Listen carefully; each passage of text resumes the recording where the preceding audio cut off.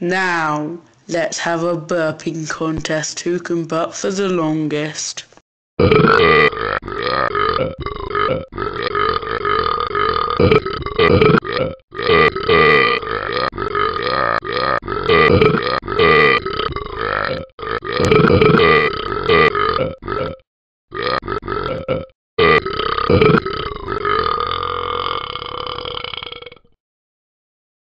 That was a very long burp. Oh, here comes some more.